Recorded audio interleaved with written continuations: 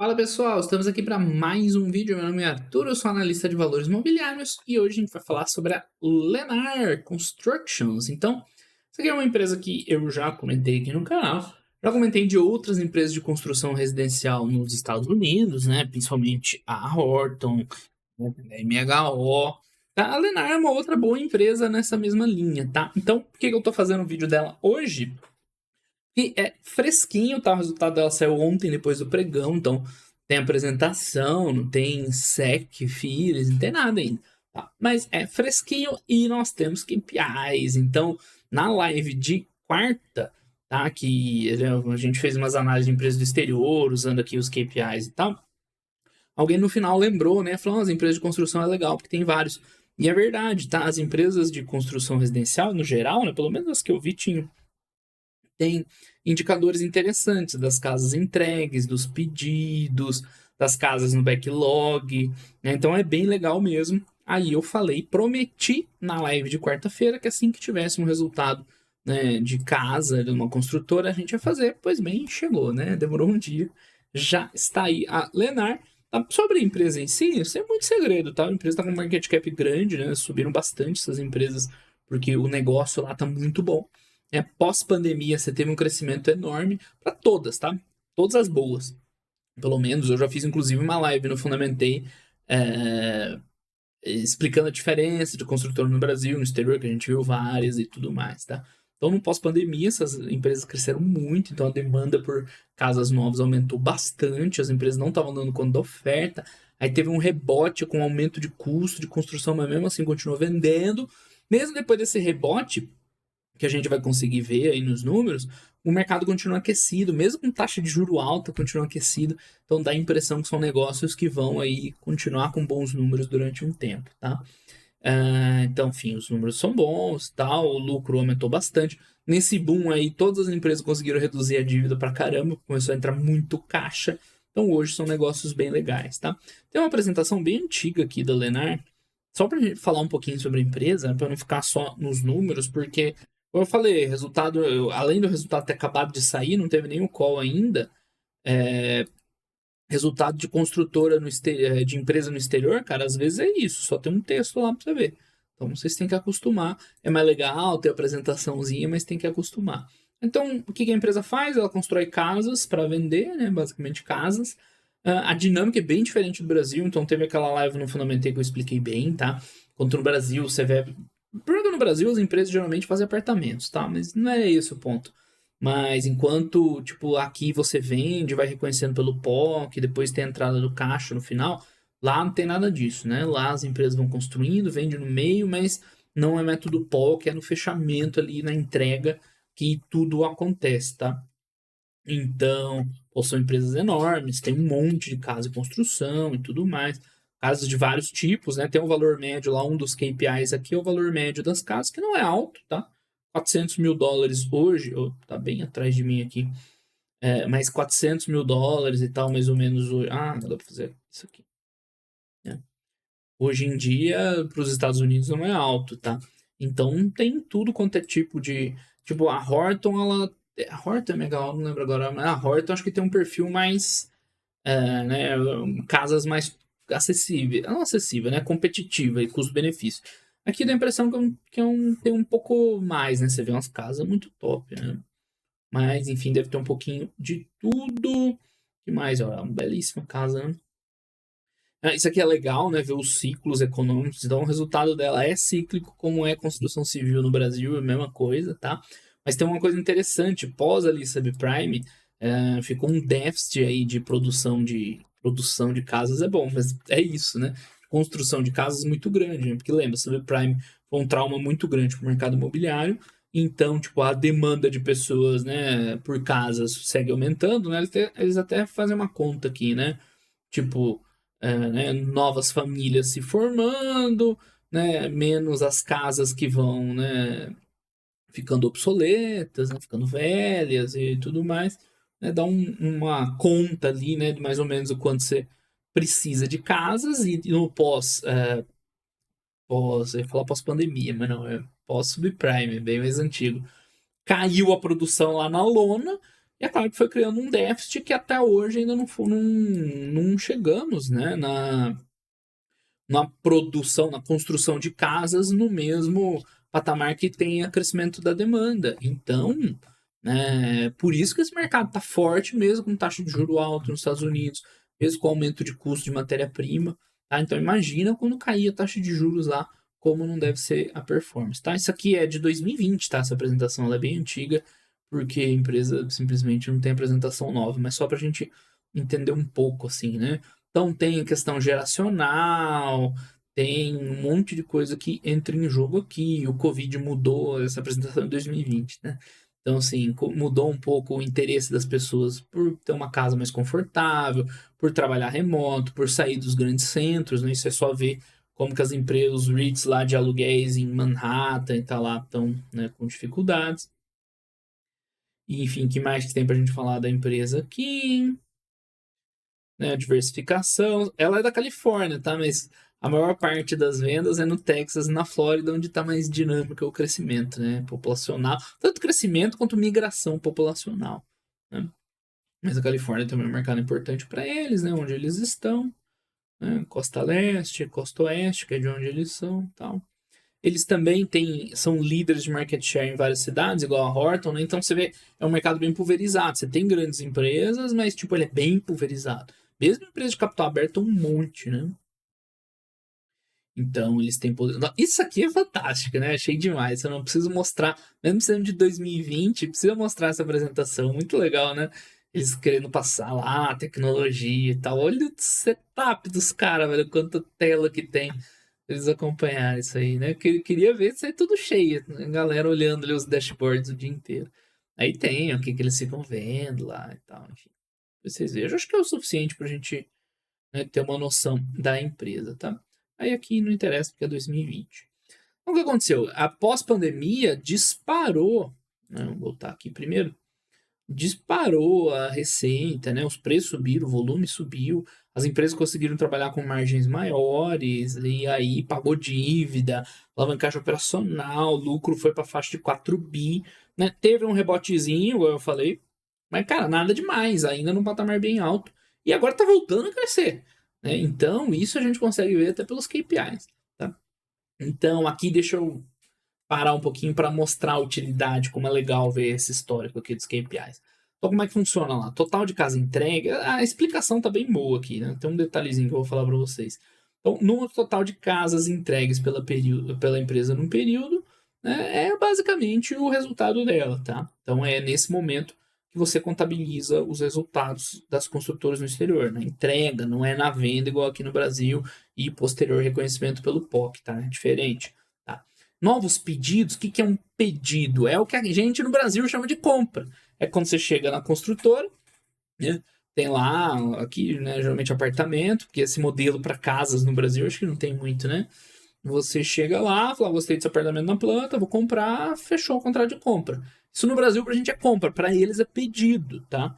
Porque você não tá na posse do imóvel e faz muito sentido, porque inclusive no Brasil o que você fecha é um contratão lá meio de gaveta, né? Na maior parte das vezes você tem um direito naquela unidade que está sendo construída e tal. Você ter ali imóvel mesmo, na hora que for entregue, tiver habite, se tiver escritura, né? Então, no jeito deles, talvez faça mais sentido até, ok? Esse aqui, ó, só um detalhe, tá, pessoal? Tá como total de pedidos de casa em atraso, mas não é isso, né? Na explicação, vocês colocarem o mouse em cima, tá bem explicadinho, tá? O que é isso? É o total de casas que foram encomendadas, tá perfeito o termo, né? Encomendadas, os pedidos, mas ainda não foram entregues. Por quê? Porque tá construindo, tá? Então não é em atraso.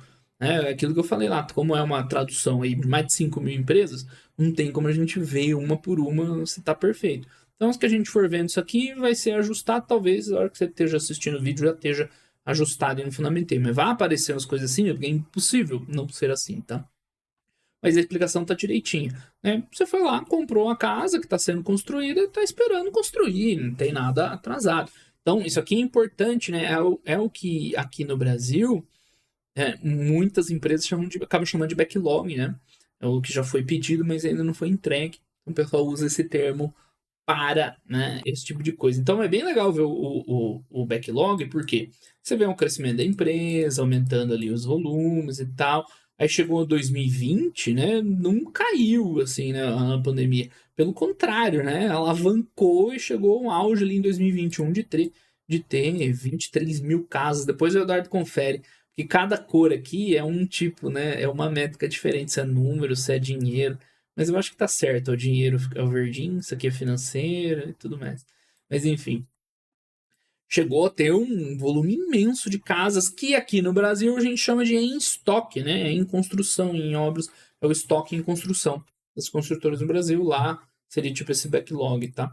Aí depois deu uma acalmada, mas ainda num patamar alto e tá voltando a subir, tá voltando até uma demanda grande. Então, olha só como é interessante, né, ver essas métricas aqui, porque se você olha só aqui no casas entregues, você não pega isso, porque tá sempre crescendo, 51, 52, 59, 60, 73, 78, sei lá, tá crescendo. Mas aqui você consegue ver como a demanda ficou mais aquecida nesse período, porque além do mercado estar mais aquecido, a empresa está crescendo como um todo.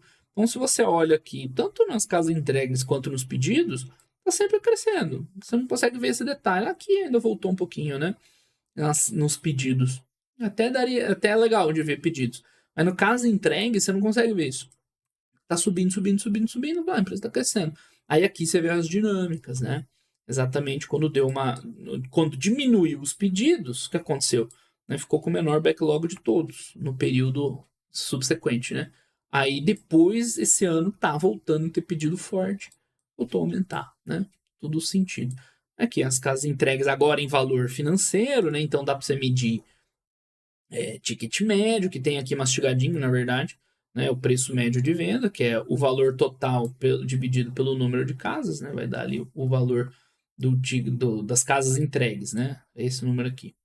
Aí tem que dar esse aqui. Então, o ticket médio você vê como o aumento, né, do custo. Bom, aqui tem dois efeitos. O crescimento do custo em geral das residências e um mix, né? Se você começa a vender residência mais popular, vai baixar o preço médio, né? Então, isso aí você tem que ir lá depois no resultado da empresa e entender um pouco melhor, tá? Mas tem aí o ticket médio mastigadinho. Tá aqui, tá zerado. Eu expliquei também na live de quarto por que muita coisa fica zerado no TTM, que ele só calcula em cima do anual, né? Aí não tem TTM, tá normal, pessoal. Não tem nada de errado com isso.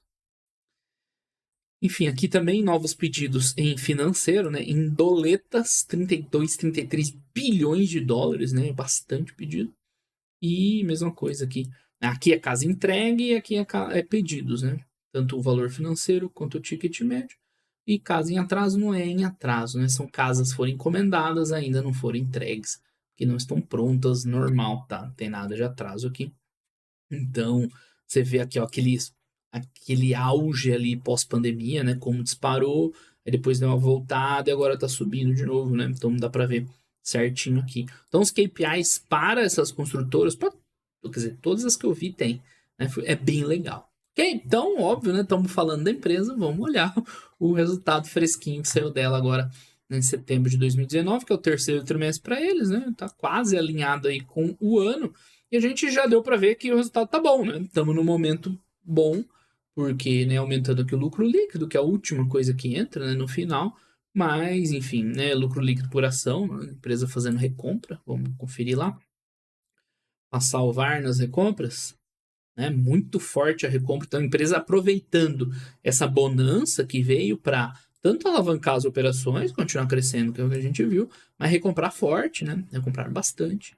Ou seja, né, o resultado para o acionista vai gerando valor para o acionista. Então está crescendo os novos pedidos, né, o backlog, aqui, ó, eles mesmos usam o termo, né, backlog, que é esse aqui, tá? Esse aqui, as casas em atraso, é backlog. Tá? Ah, por que tá 8 bi e lá tá 7? Porque é trailing 12 months, né? Os últimos 12 meses. Então dá um pouquinho de diferença, tá? Então as entregas crescendo, receita 9,4 bi, a gente já viu que cresceu. Não, a gente não viu, cresceu. Mas enfim, lucros operacionais, a margem deu uma diminuída, principalmente depois que subiu os preços de insumos e tal. Lenar não tem das melhores margens, a Horta, a Megal tem uma margem um pouquinho melhor, outras têm. Mas tá bom, é bom o suficiente, né? O SG&A deles é muito bom também, né? Que mais? Essa aqui é a margem só da venda, né, das casas, eu acho. Não, é um menos o outro aqui mesmo. Beleza.